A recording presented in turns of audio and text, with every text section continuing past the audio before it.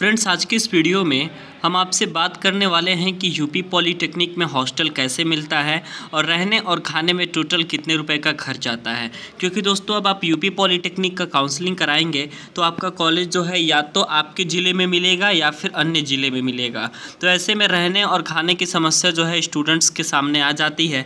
तो ऐसे में एक बेहतर विकल्प जो रहता है और एक सेफ्टी विकल्प जो रहता है, जो कि कॉलेज के तरफ से और गवर्नमेंट के तरफ से प्रोवाइड किया जाता है कि प्रत्येक सरकारी कॉलेज या फिर अर्ध सरकारी कॉलेज में एटलीस्ट 1 या 2 आपके हॉस्टल रहते हैं। और इस हॉस्टल जो रहते हैं ये बॉयज़ हॉस्टल भी होते हैं और गर्ल्स हॉस्टल भी होते हैं। बहुत सारे कॉलेज में केवल गर्ल्स हॉस्टल है, लेकिन मैक्सिमम जो कॉलेज है उनमें बॉयज़ हॉस्टल और गर्ल्स हॉस्टल दोनों हैं। यदि इनमें स्टूडेंट रहते हैं तो उनको सबसे पहली बात खाने या फिर रहने की कोई दिक्कत नहीं होती। बाकी स्टूडेंट जो है, बहुत सारे स्टूडेंट जो है वो रूम लेकर के भी रहते हैं। तो ऐसे में आज का ये वीडियो इसलिए होगा इम्पॉर्टेंट क्योंकि आप पहले ही जान जाए कि कितने रुपए का खर्च आपके आ सकता है आपके हॉस्टल में। हॉस्टल का टोटल पैसा लगता है, कितना लगता है, कितना पैसा आपका टोटल स्कॉलरशिप के थ्रू आपका रिटर्न होता है। तो वीडियो को आप शुरू से अंत तक ज़रूर देखिएगा। दोस्तों, सबसे पहली बात बता दें कि आपको जो हॉस्टल मिलता है वो तो सभी स्टूडेंट तो हॉस्टल के लिए अप्लाई करते हैं, लेकिन अप्लाई करने वाले स्टूडेंट में सबसे पहले हॉस्टल उन्हीं को मिलता है जिनका जो घर है, जिनका जो डेस्टिनेशन है वो दूर है। आपके घर के किलोमीटर के दूरी के हिसाब से सबसे पहली बात कॉलेज आवंटन किया जाएगा। यदि आपका घर सबसे ज़्यादा दूर है तो आपको सबसे पहले प्राथमिकता दी जाएगी कि आपको हॉस्टल मिल जाए। या फिर आप यदि एक्स्ट्रा करिकुलर एक्टिविटीज़ में भाग लेते हैं, जैसे कि 15 अगस्त 26 जनवरी इत्यादि आप मनाते हैं, भाग लेते हैं, आपका रैंकिंग अच्छा रहता है तो आपका कॉलेज मिल जाता है, हॉस्टल मिल जाता है।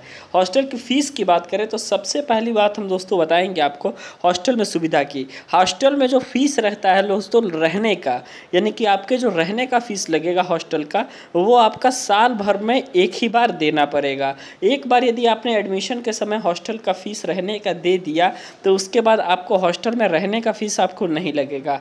अब दोस्तों बात आती है खाने का। तो खाने का जो फ़ीस है दोस्तों ये आपके हर महीने लगते हैं, ठीक है।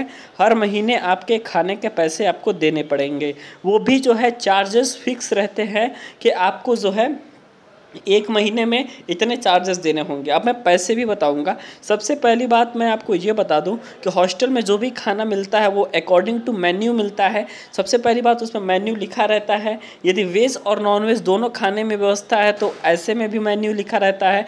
लेकिन मोस्ट ऑफ द हॉस्टल में जो नॉन वेज होता है वो अलाउड नहीं होता है पॉलीटेक्निक में। सिर्फ और सिर्फ पनीर या फिर आप वेज ही खा सकते हैं। तो ऐसे में 7 दिन का अलग अलग आपका मेन्यू रहेगा। और चार्जेस की बात करें तो जो चार्जेस होते हैं दोस्तों ये एटलीस्ट 3000 नहीं तो 3500 रुपये जो है मैक्सिमम आपके 4000 रुपये 1 साल रहने के लिए लगेंगे। और दोस्तों सबसे बड़ी बात ये है कि वही 4000 रुपये आपको लौटा दिए जाएंगे स्कॉलरशिप के थ्रू।